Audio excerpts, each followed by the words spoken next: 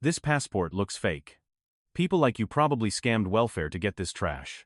Karen Mitchell's voice cuts through Chicago O'Hare's morning rush at Gate B7.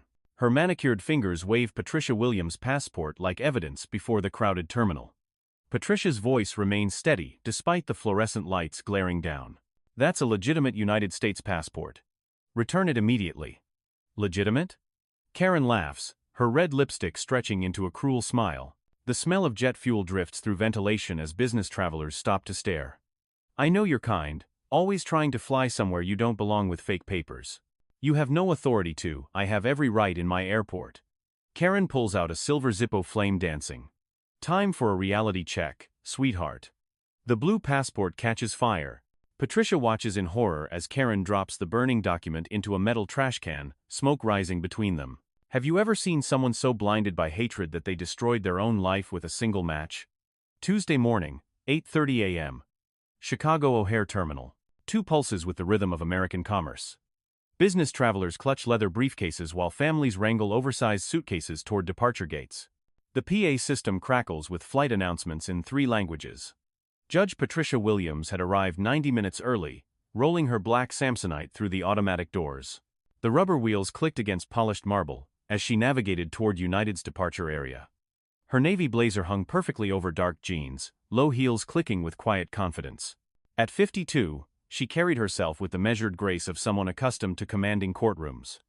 Her iPhone buzzed with case files from the Northern District of Illinois. Tomorrow's federal hearing would determine whether Chicago's housing discrimination lawsuit could proceed as a class action. 3,000 families waited for her decision. The flight to Washington couldn't be missed. Patricia observed the morning patterns while standing in line. Gate agents smiled warmly at white passengers, processing their documents with efficient pleasantries. Have a wonderful trip, Mr. Johnson. Enjoy your vacation, Mrs. Peterson. The interactions flowed like clockwork.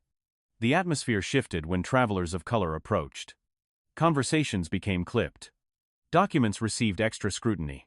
A Hispanic family ahead of Patricia endured questions about their children's birth certificates. An elderly black man was asked twice about his destination. Patricia's legal training cataloged each microaggression. Patterns of bias were her specialty. She'd built her career dismantling institutional discrimination. One case at a time.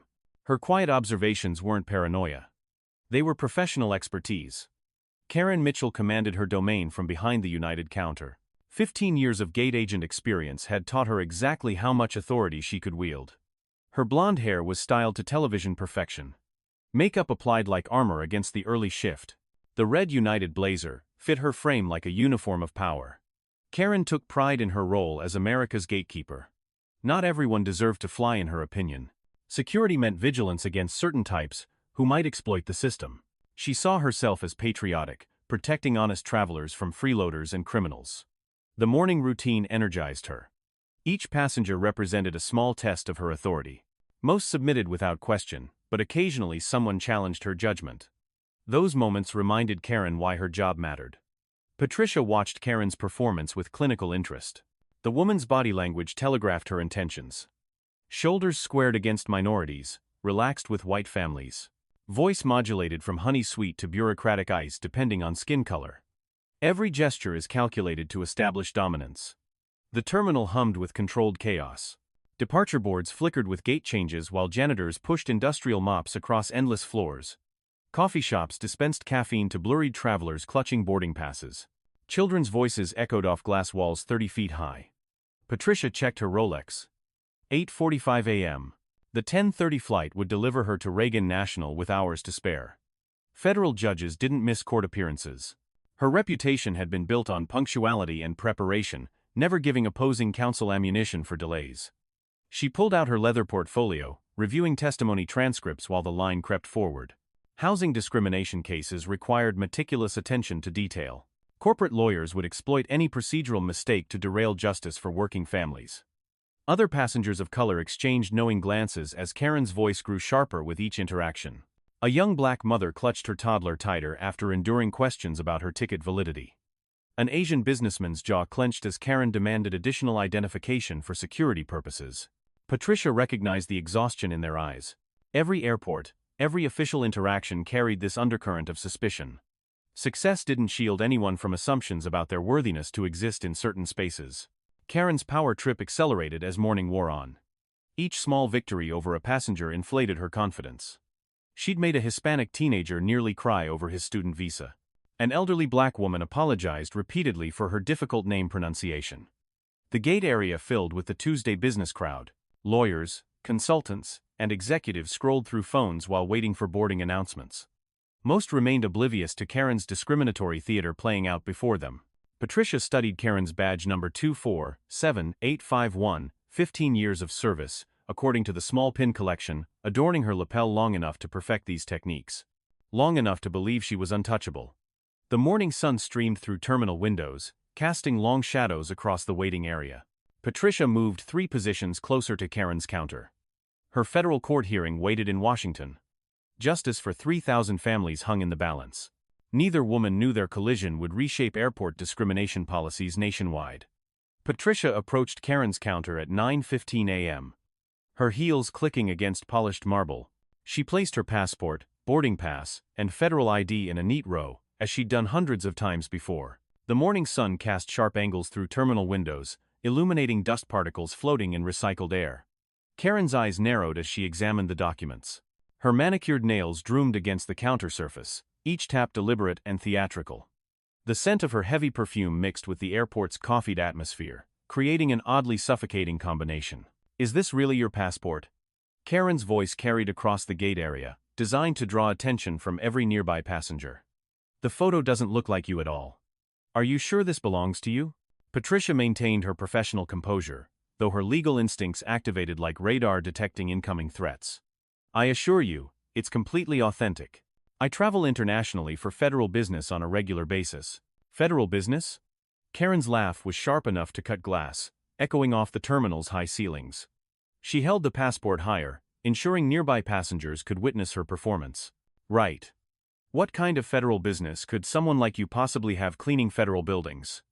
The insult landed like a physical blow. Patricia's jaw tightened slightly, but her voice remained steady as courtroom marble. "Ma'am, I'd prefer to keep my travel details private. May I please have my documents returned?" "Not so fast, honey." Karen flipped through the passport pages with exaggerated suspicion. Her red fingernails tracing visa stamps like a detective examining evidence. "These international stamps look suspicious. Have you been to a lot of interesting places?" "Places where people learn to forge documents." A line of passengers formed behind Patricia, creating an unwilling audience for Karen's discrimination theater. Business travelers checked their expensive watches impatiently while families juggled oversized luggage and restless children. Karen's performance was creating exactly the public humiliation she craved. "Ma'am, I need to board my flight," Patricia said firmly, her voice carrying decades of courtroom authority. "My documents are completely in order, and this delay is unnecessary." Karen's supervisor, Brad Thompson, approached from the employee break room, steam rising from his coffee mug as he observed the interaction with visible discomfort. At 55, he'd witnessed Karen's power trips countless times, but consistently chose the coward's path of willful blindness. "Ladies and gentlemen," Karen announced loudly enough for the entire gate area to hear, "we have a serious document situation here that requires very careful security review." Patricia's cheeks burned with embarrassment as dozens of heads turned in their direction. A distinguished businessman behind her muttered disapproving comments under his breath. A young mother instinctively pulled her children closer, sensing the toxic tension crackling through the air. "There's absolutely no situation here," Patricia replied, her legal training keeping her voice level despite mounting frustration. "I'd like to speak with your supervisor privately immediately. If your documents are legitimate, you shouldn't mind everyone hearing about our security procedures." Karen sneered, her voice dripping with false authority. She waved Brad over with theatrical urgency, like summoning backup for a dangerous criminal. "We might have fraudulent federal papers here, Brad." Brad reluctantly approached, his expression apologetic but cowardly. "What exactly seems to be the problem, Karen?" "This woman's attempting to use highly suspicious documents," Karen explained dramatically, holding up Patricia's passport like courtroom evidence. "Look at this photograph carefully. Does that actually look like her to you?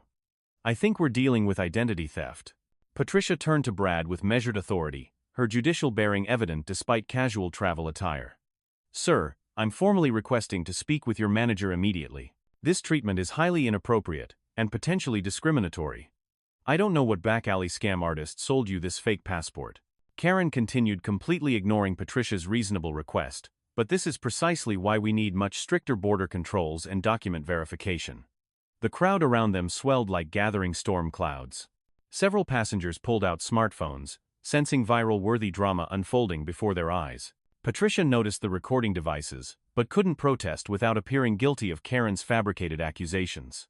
"Ma'am, these accusations are completely unfounded and professionally inappropriate," Patricia said, her voice carrying the unmistakable weight of extensive courtroom experience. "I formally demand to know your complete name and official employee identification number." Karen's eyes flashed with murderous fury. Nobody, absolutely nobody, challenged her authority in her own professional domain. She reached for her security radio with exaggerated dramatic flair. "Security to Gate B7 immediately. We have a potential document fraud situation requiring urgent law enforcement response." Patricia's heart rate increased, but not from fear or panic. Her razor-sharp legal mind was systematically cataloging every single word, gesture, and witness for the inevitable federal complaint she'd file. Karen was methodically digging her own professional grave with each discriminatory comment. "You're making an extremely serious mistake," Patricia warned quietly, her voice carrying judicial gravitas. "I very strongly advise you to reconsider this dangerous course of action before it's too late." "What exactly are you going to do about it?" Karen shot back venomously, emboldened by the growing crowd of fascinated spectators. "Sue me? Threaten me? People like you always threaten lawsuits every single time you don't get your way through proper channels."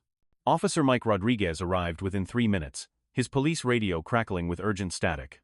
At 32, he'd handled countless routine airport disputes, but rarely witnessed such blatantly obvious discrimination unfolding in real time. "What's the current situation here?" Rodriguez asked professionally, his trained eyes scanning both women's body language for threat assessment. Karen launched into her completely fabricated story before Patricia could utter a single word in defense. "Officer, this woman's attempting to use obviously fraudulent federal documents. I spotted the sophisticated forgeries immediately. She became verbally aggressive and threatening when I properly questioned her suspicious paperwork." "That's absolutely and completely false," Patricia interjected firmly, her natural judicial authority bleeding through despite her casual travel attire. "Officer, this employee is making entirely baseless accusations while engaging in clear discriminatory harassment." Rodriguez studied both women with practiced law enforcement eyes. Karen's over-the-top outrage contrasted starkly with Patricia's composed, professional demeanor. His experienced instincts strongly suggested something was fundamentally wrong with Karen's hysterical version of events. "Ma'am, may I please examine your identification documents?" Rodriguez asked Patricia with genuine respect, his tone notably different from Karen's hostile approach. Before Patricia could respond appropriately, Karen interrupted again with poisonous urgency. "Officer, please don't let her fool you with additional fake identification cards. These people are becoming incredibly sophisticated with high-quality document forgeries." Patricia's legendary patience was approaching its absolute breaking point. "Officer, I'm completely happy to provide any identification you professionally require. However, I want this entire interaction officially documented and properly recorded. She's clearly trying to intimidate you with legal threats." Karen whispered loudly enough for everyone to hear, her voice dripping with manufactured concern. They always immediately play the victim card when caught red-handed in criminal activity.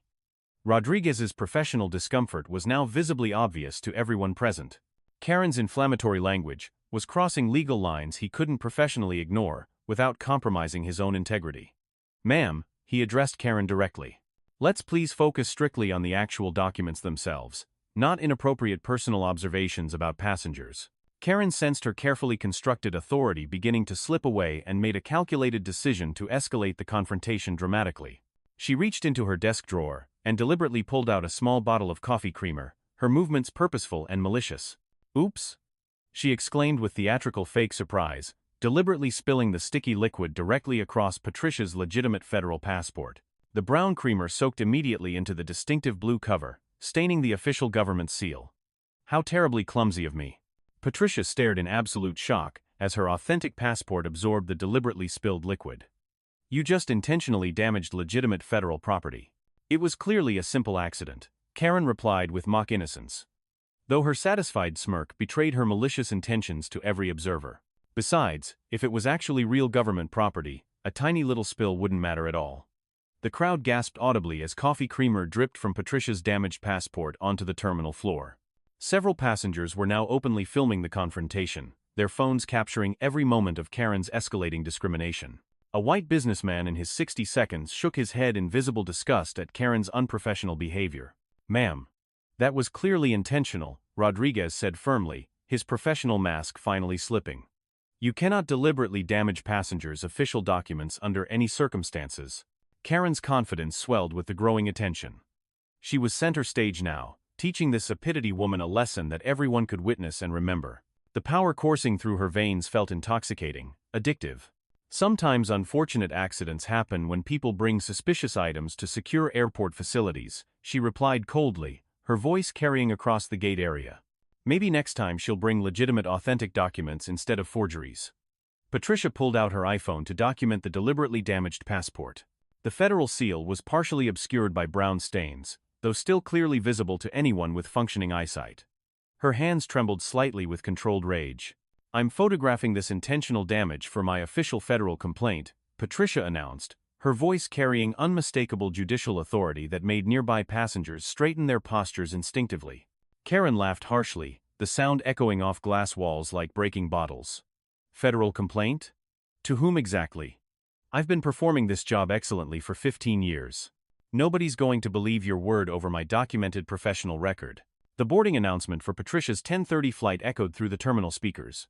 Her critical federal hearing was now genuinely at risk because of this woman's racist performance theater. 3,000 families awaiting housing justice hung in the balance. "You need to resolve this situation immediately," Patricia demanded, her legendary judicial composure showing hairline cracks. "I have urgent, time-sensitive business in Washington that cannot be delayed." "Should have considered that before bringing fake papers to my airport," Karen replied with cruel satisfaction, savoring every moment of Patricia's visible frustration.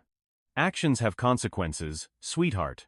Rodriguez stepped between the two women, his training kicking in as the situation spiraled beyond normal passenger disputes. "Ladies, let's take a step back and resolve this professionally." Karen wasn't finished with her power display. She reached for her desk phone with theatrical flourish, dialing airport security's direct line while maintaining eye contact with Patricia. "This is Gate Agent Mitchell at B7. I need additional security personnel immediately. We have a passenger who's becoming increasingly belligerent about her fraudulent documents being exposed." "That's a complete fabrication," Patricia protested, her voice rising for the first time. "Officer Rodriguez can testify that I've remained completely calm and professional throughout this harassment." Rodriguez nodded reluctantly. "Ma'am, the passenger has been cooperative. Maybe we should." "Officer, you don't understand how sophisticated these document fraud rings have become." Karen interrupted, her voice taking on a conspiratorial tone. "They coach people on how to act innocent when caught. This woman is clearly trained in deception techniques." More security personnel arrived, their heavy boots echoing against marble floors. Captain Sarah Carter approached with 2 additional officers, their presence drawing even larger crowds of curious travelers. The gate area transformed into an impromptu theater of injustice. "What's the situation report?" Captain Carter asked Rodriguez, her experienced eyes immediately assessing the tension between Karen and Patricia. "Gate Agent Mitchell claims document fraud. The passenger denies all accusations and wants to file complaints about treatment," Rodriguez explained carefully, his discomfort with Karen's behavior evident in his measured tone. Karen launched into an elaborate performance for the new audience. "Captain, this woman attempted to use obviously forged federal documents. When I properly identified the forgeries, she became hostile and threatening. I was forced to confiscate the fake papers for security purposes." "You deliberately damaged my legitimate passport with coffee," Patricia shot back, holding up the stained document as evidence. "This is systematic harassment based on racial discrimination. Race has nothing to do with proper security procedures," Karen replied with false indignation, though her smirk betrayed her true motivations. "I treat every passenger exactly the same way, regardless of background."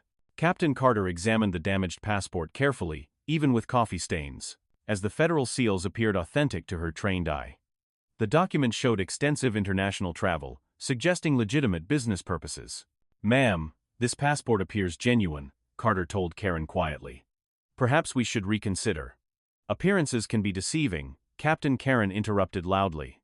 "These forgeries are becoming incredibly sophisticated. We cannot afford to let our guard down against security threats." Patricia's flight boarding continued in the background, passengers streaming toward the jetway while her travel plans disintegrated. Each passing minute decreased her chances of reaching Washington in time for tomorrow's critical hearing. "I'm going to miss my flight because of these false accusations," Patricia said, her voice tight with controlled fury. "This deliberate delay is causing real harm to federal court proceedings." "Federal court?" Karen laughed mockingly. "What possible business could you have with federal courts? Jury duty? Maybe some child support hearing?" The insults were becoming more personal, more vicious. Patricia recognized the escalating pattern from discrimination cases she'd adjudicated. Karen was drunk on power, pushing boundaries to see how far she could go. "Ma'am, that's inappropriate," Rodriguez warned Karen. But his authority was limited in this complex situation. Karen ignored the warning, emboldened by her audience. "Officer, you have to understand the bigger picture here. People like this woman exploit our immigration system, forge documents, take advantage of programs they're not entitled to. It's my patriotic duty to stop them. People like me." Patricia repeated her judicial training, recognizing classic discriminatory language. "Please elaborate on what you mean by that specific phrase." Karen realized she'd gone too far, but couldn't retreat without losing face. "You know exactly what I mean. Don't try to twist my words into something they're not." Captain Carter was growing increasingly uncomfortable with Karen's language and behavior. Her years of security experience had taught her to recognize genuine threats versus manufactured drama. This situation felt entirely manufactured. "Gate Agent Mitchell, I think we should de-escalate this situation," Carter suggested diplomatically. "Perhaps we could resolve this more quietly." "There's nothing to de-escalate," Karen insisted stubbornly. "We have clear security protocols for suspicious documents. I'm following procedures exactly as written." "Show me the written procedure for damaging passengers' documents," Patricia challenged, her legal mind seizing on Karen's claim. "I'd like to review the specific policy you're citing." Karen's face flushed red as she realized her mistake. No written procedure authorized destroying passengers' property. Her actions were entirely personal, driven by prejudice rather than policy. "I don't need to justify proper security measures to suspicious passengers," she replied defensively, avoiding Patricia's direct question about written procedures. The crowd around them had grown to nearly 50 people, all filming and whispering among themselves. Social media posts were already appearing with hashtags about airport discrimination. Karen was becoming an internet sensation for all the wrong reasons. "Ma'am, I'm requesting your supervisor's immediate presence," Patricia demanded with growing authority. "This situation has moved far beyond normal passenger service issues." "I am the supervisor here," Karen shot back, though her voice betrayed growing uncertainty. "Brad Thompson reports to me, not the other way around." Brad had been watching from a safe distance, clearly uncomfortable with Karen's escalating behavior, but unwilling to intervene decisively. His cowardice was becoming obvious to everyone present. Patricia made a strategic decision that would change everything. She reached into her blazer pocket and pulled out a small leather wallet, her movements deliberate and purposeful. "Ma'am, before this goes any further, I'm going to give you one final opportunity to resolve this situation appropriately," Patricia said quietly, her voice carrying an unmistakable warning. Karen's arrogance peaked at the perceived threat. "Final opportunity? What could someone like you possibly do to someone like me? I hold all the power here, sweetheart. You're just another passenger who doesn't know her place." Patricia's fingers closed around her federal judicial identification card. The moment of truth was approaching like an unstoppable avalanche. "Are you absolutely certain you want to continue down this path?" Patricia asked with judicial gravity. "Because once we cross certain lines, there's no going back." "I'm not afraid of your empty threats," Karen sneered confidently. "Bring your worst. I've dealt with troublemakers like you my entire career." Patricia slowly withdrew her federal ID, holding it just below counter level where only she could see it. The weight of 15 years on the federal bench rested in her palm. "Last chance to make this right," she whispered. Karen leaned forward aggressively. "Do your worst, honey. I'm untouchable." Patricia lifted her federal judicial identification above the counter, her voice cutting through the terminal noise with unmistakable authority. "Officer Rodriguez. I am Judge Patricia Williams of the United States District Court for the Northern District of Illinois." The words hit the crowded gate area like a thunderbolt.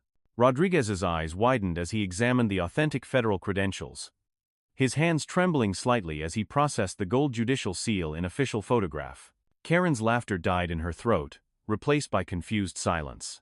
"Anyone can buy fake IDs online these days," she stammered weakly, though her voice had lost its earlier confidence. "Captain Carter, please verify my credentials through federal databases." Patricia continued with judicial calm. My federal bar number is IL 7429. I was confirmed by the Senate in 2019. Chen immediately radioed for her portable verification system, while Rodriguez examined Patricia's identification more carefully. The federal judicial seal was unmistakably authentic, with security features impossible to counterfeit. "Ma'am, Your Honor." Rodriguez corrected himself, his entire demeanor shifting from casual authority to profound respect. "I apologize for any inconvenience." Karen's face transformed from smug satisfaction to dawning horror. The color drained from her cheeks like water escaping a broken dam. But you looked like how was I supposed to know?" "Know what, Miss Mitchell?" Patricia asked with quiet judicial authority.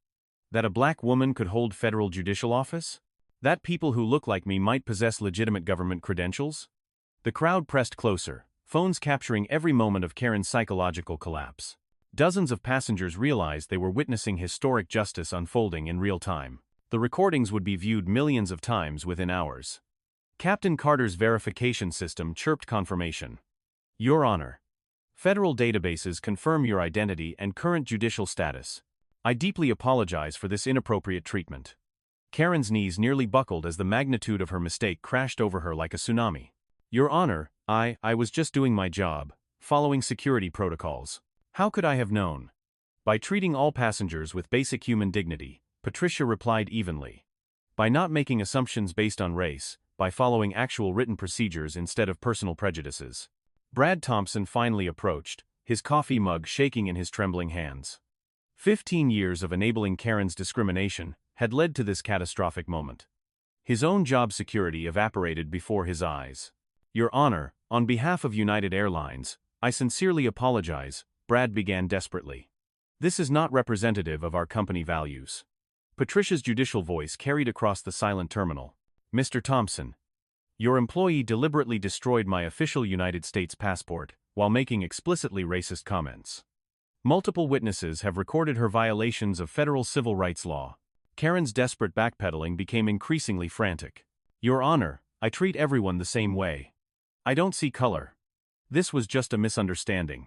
"Miss Mitchell, you called me people like you 17 times during our interaction," Patricia replied with courtroom precision. "You suggested I obtain my passport through welfare fraud. You deliberately damaged federal property. Which part was a misunderstanding?" The terminal had fallen completely silent, except for the ambient hum of air conditioning and distant flight announcements.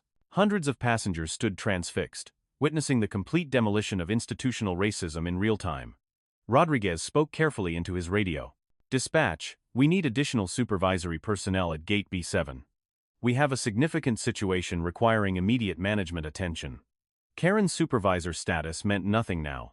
Her 15 years of unchecked authority crumbled like ancient parchment. "Your Honor, please. I have children, a mortgage. I was just trying to protect airport security." By burning my passport, Patricia asked with devastating calm. "Show me the written security protocol authorizing destruction of passengers' legal documents." Karen couldn't answer because no such protocol existed. Her actions were entirely personal, driven by racial hatred rather than legitimate security concerns. Every witness understood this fundamental truth. Captain Carter began immediate damage control procedures. "Your Honor, we're implementing emergency protocols. Agent Mitchell will be removed from duty pending investigation. We'll provide complete cooperation with any federal inquiry." The crowd erupted in spontaneous applause as justice began materializing before their eyes. Karen's face crumpled as she realized her career was over. Her reputation destroyed, her future shattered by her own racist choices. "Your Honor, what can United Airlines do to make this right?" Brad asked desperately, knowing his own employment hung by a thread. Patricia's response carried the weight of federal judicial authority. "Mr. Thompson, I'll be filing formal complaints with the Department of Transportation, the FBI's Civil Rights Division, and the Federal Aviation Administration.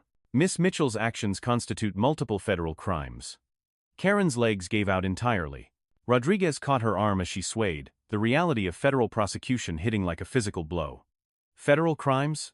But I didn't mean to." "You didn't mean to commit federal crimes when you deliberately burned a United States passport?" Patricia asked with judicial precision. "You didn't mean to violate civil rights when you made racist assumptions. Your intentions are irrelevant to the law." The terminal's PA system crackled with boarding announcements for other flights. While Patricia's original departure taxied away from the gate, her federal hearing was now genuinely at risk. But a much larger principle was at stake. Airport management personnel rushed toward Gate B7 as word spread through internal communications. United Airlines' worst nightmare was unfolding in real time, broadcast live across social media platforms. Karen looked up at Patricia with desperate eyes. "Your Honor, please. I'm sorry. I'll do anything to make this right. Please don't destroy my life." Patricia's response would be remembered in civil rights law textbooks for generations. "Miss Mitchell, you destroyed your own life the moment you let hatred overcome human decency. I'm simply ensuring there are consequences for your choices." Captain Carter moved with swift decisiveness, her radio crackling as she coordinated emergency response protocols. "All units, we need immediate supervisory presence at Gate B7. Priority 1 situation." Karen's hands shook uncontrollably as the weight of her actions crashed down like an avalanche.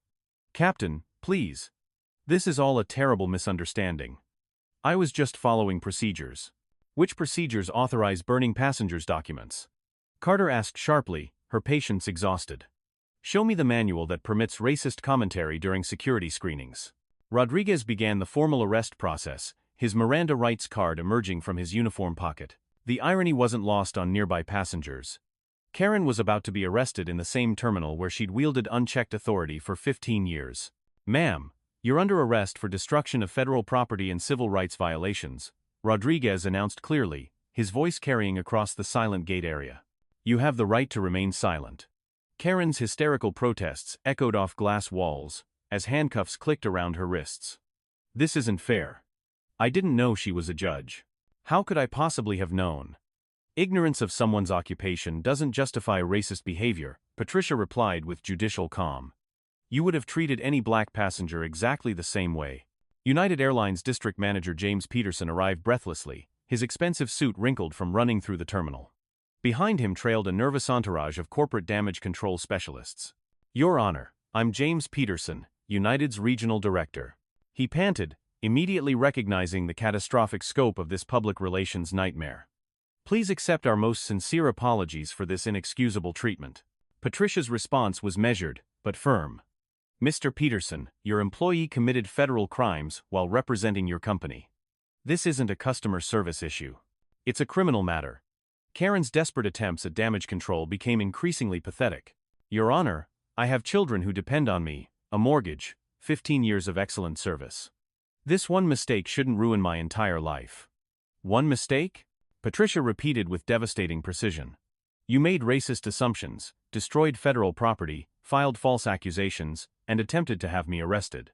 Which specific action was your one mistake?" The crowd pressed closer, their phones capturing Karen's complete psychological collapse.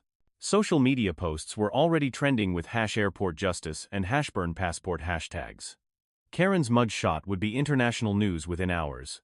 Peterson huddled frantically with his legal team while Karen's arrest proceeded. United's stock price would plummet when markets opened. Congressional hearings were inevitable. Lawsuits would follow like vultures circling carrion.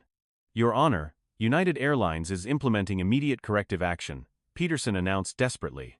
"Agent Mitchell is terminated for cause, effective immediately. No severance, no benefits, no references." Karen's sobs echoed through the terminal as her 15-year career disintegrated in real time. "You can't fire me, I have union protection. I was following company guidelines. Show me the company guideline authorizing document destruction." Peterson replied coldly, already calculating legal liability. Karen had become a corporate pariah, toxic to any future employment in transportation. Rodriguez completed the arrest procedures as additional FBI personnel arrived to secure the scene. Karen's fingerprints would be in federal databases within hours. Her criminal record permanent and searchable.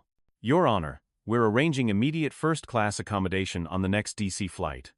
Peterson continued his damage control. "Full refund, travel expenses, whatever you require." Patricia's response carried judicial authority. "Mr. Peterson, I appreciate the gesture, but this situation requires systematic change, not individual compensation. How many other passengers has Miss Mitchell discriminated against over 15 years?" The question hung in the air like a sword of Damocles. Peterson's legal team exchanged nervous glances, knowing that discovery processes would reveal years of complaints, lawsuits, and covered-up discrimination incidents. Captain Carter supervised Karen's removal from the gate area. Her former authority, replaced by orange detention clothing and federal custody. Transport to federal holding pending arraignment, she radioed efficiently. Karen's family members were already calling, having seen viral videos of her arrest.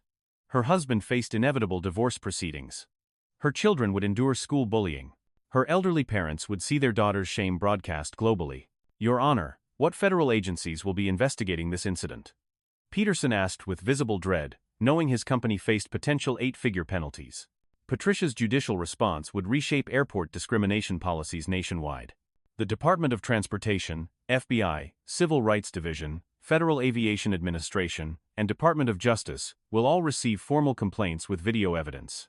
Airport authority personnel began crowd control as media vans arrived outside the terminal. CNN, Fox News, and MSNBC would lead evening broadcasts with this story. Karen had become the face of institutional racism in America. Your Honor, is there any possibility of resolving this matter quietly? Peterson asked desperately, though he already knew the answer. Patricia's final response to United's damage control efforts carried the weight of federal judicial authority and 15 years of fighting institutional discrimination. Within 2 hours of Karen's arrest, videos of the passport burning had exploded across every major social media platform. The hashtag #HashBurnPassport accumulated over 3 million views as the footage spread like wildfire through Twitter, TikTok, Instagram, and Facebook feeds worldwide. CNN's Anderson Cooper led the evening broadcast with breaking news. Tonight, shocking video from Chicago O'Hare Airport shows a United Airlines gate agent burning a black woman's passport only to discover she had just committed a federal crime against a sitting federal judge. The video played on split screens while legal experts analyzed the potential charges. Former FBI Director James Comey appeared via satellite, explaining the severity of destroying federal documents. This isn't just discrimination. It's a federal felony carrying up to 25 years in prison. Judge Patricia Williams maintained her dignified composure during a carefully orchestrated press conference at Reagan National Airport after catching the evening flight to Washington. Standing before a bank of microphones, she addressed the nation with judicial authority. This incident wasn't about me personally, Patricia said, her voice steady despite the media chaos. It represents the daily discrimination millions of Americans face without recourse. The difference is that I had the platform and authority to demand accountability. Meanwhile, in Chicago, FBI Special Agent Maria Santos led a rapid response civil rights investigation. Her team seized security footage from 17 different camera angles, documenting every moment of Karen's systematic harassment and criminal behavior. We're treating this as a federal hate crime with conspiracy to deprive civil rights, Agent Santos announced to gathered media. The evidence is overwhelming and includes multiple federal violations. Karen Mitchell sat in federal detention, still wearing her stained United Airlines uniform, as the magnitude of her situation crystallized. Her court-appointed attorney, public defender Robert Carter, delivered devastating news about her legal prospects. Karen, you committed these crimes on camera in front of 50 witnesses against a federal judge. Carter explained grimly. The prosecution has an airtight case. We need to discuss plea negotiations immediately. Congressional response was swift and bipartisan. House Judiciary Committee Chairman Jerry Nadler announced immediate hearings on transportation discrimination, while Senator Elizabeth Warren introduced emergency legislation mandating federal civil rights training for all airport personnel. The American people deserve to travel without facing racist harassment from government-sanctioned employees, Warren declared from the Senate floor. This legislation will ensure Karen Mitchell's crimes never happen again. United Airlines faced an unprecedented corporate crisis. CEO Scott Kirby convened emergency board meetings as the company's stock price plummeted 15% in after-hours trading. Legal experts predicted civil lawsuits reaching hundreds of millions of dollars. We are conducting a comprehensive review of all employee conduct over the past decade, Kirby announced during a hastily arranged press conference. This behavior violates everything United Airlines stands for. The Department of Transportation launched parallel investigations into systemic discrimination across the airline industry. Transportation Secretary Pete Buttigieg personally called Judge Williams to discuss federal policy reforms. Your dignity in the face of such hatred exemplifies the best of American values. Secretary Buttigieg told her during their recorded conversation. We will ensure this leads to meaningful change.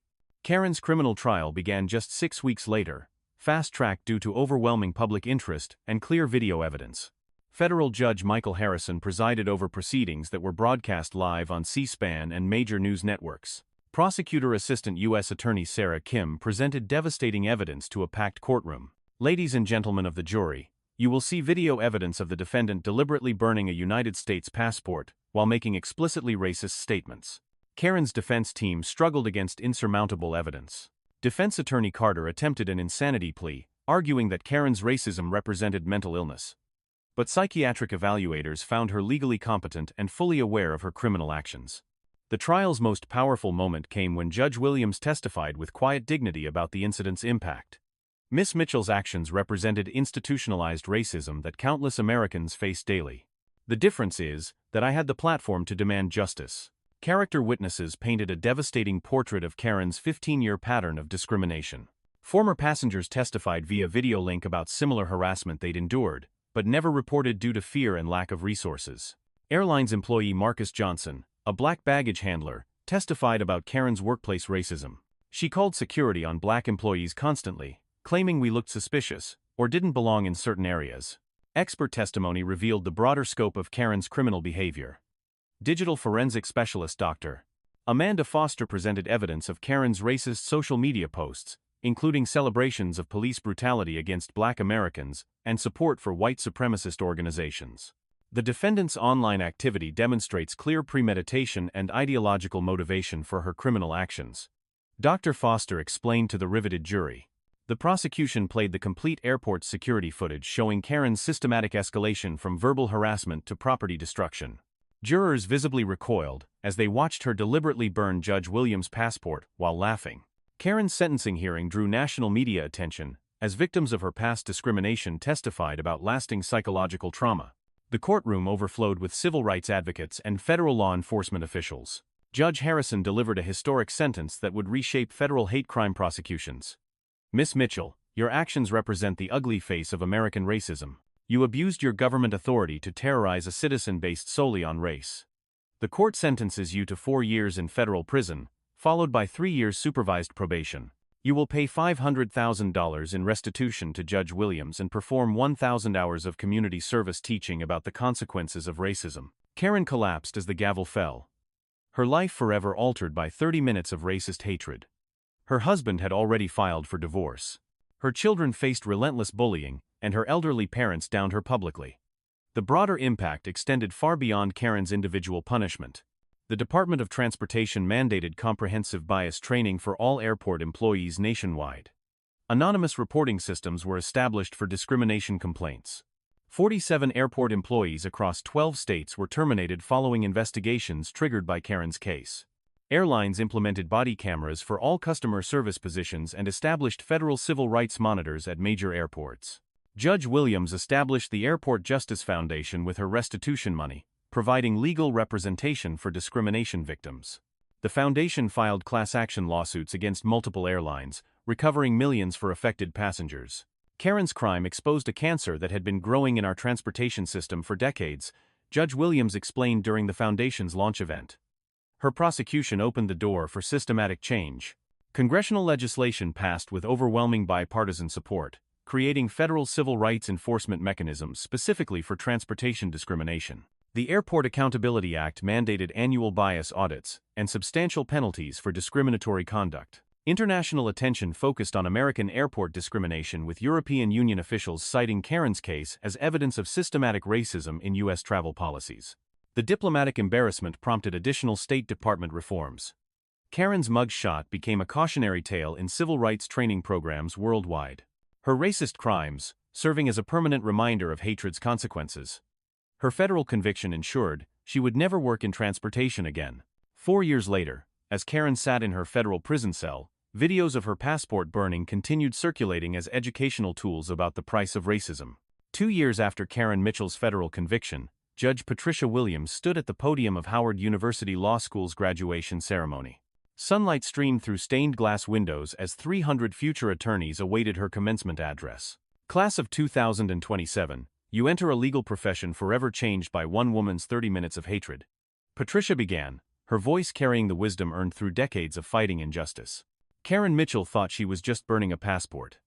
Instead, she ignited a revolution. The graduates listened intently as Patricia outlined the systematic changes born from that Chicago airport confrontation. Federal civil rights prosecutions had increased by 300%. Airport discrimination complaints dropped 70% nationwide after mandatory bias training and body camera requirements. The Mitchell case, as legal scholars now called it, had become required study in every law school's civil rights curriculum. Patricia's dignified response to racist harassment demonstrated how individual courage could reshape institutional policies affecting millions. Meanwhile, in federal correctional institution Danbury, Karen Mitchell folded laundry in the prison industrial program. Her orange uniform a stark contrast to the designer blazers she once wore with authority. At 47, she faced 2 more years of incarceration, followed by supervised probation. Karen's family had completely disintegrated. Her ex-husband remarried and relocated to Oregon with their teenage children, who legally changed their surnames to escape association with their mother's crimes. Her elderly parents died within months of each other, their obituaries specifically requesting no contact with their disgraced daughter. Prison psychiatrist Dr. Angela Martinez documented Karen's psychological journey through mandatory counseling sessions. She initially blamed everyone except herself. Dr. Martinez noted in case files, Judge Williams, the passengers who filmed, even United Airlines for inadequate training, accepting personal responsibility, took 18 months. Karen's cell contained dozens of letters from discrimination victims sharing their stories. Her mandatory community service assignment required reading every testimony and writing personal responses, acknowledging the harm her behavior represented.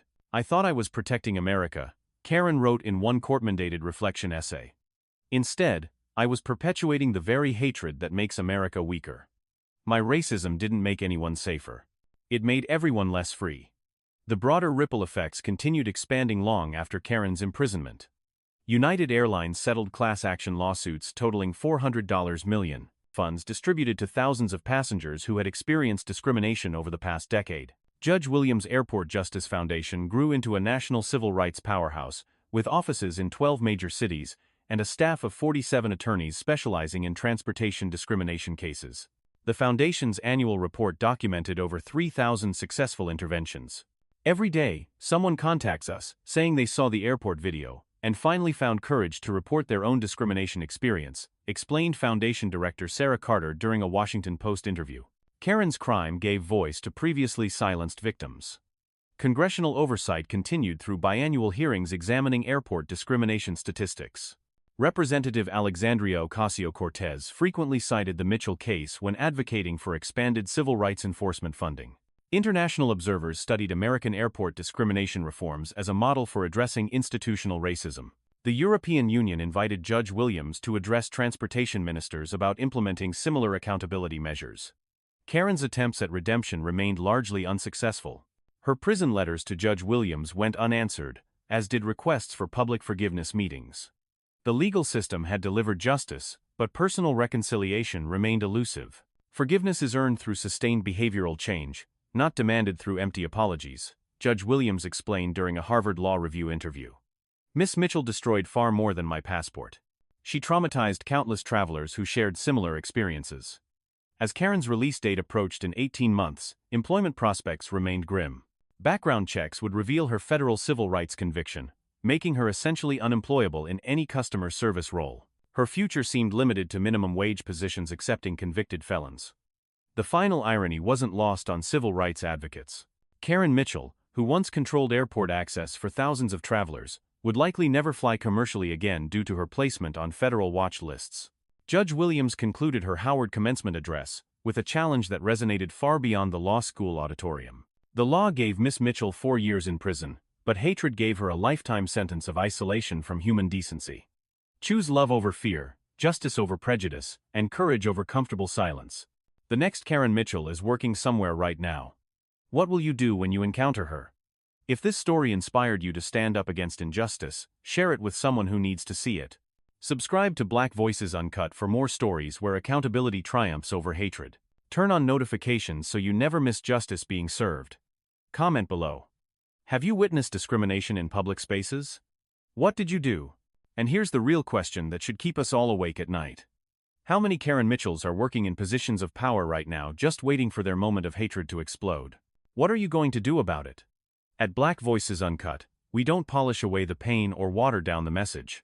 We tell it like it is because the truth deserves nothing less. If today's story spoke to you, click like, Join the conversation in the comments, and subscribe so you'll be here for the next uncut voice.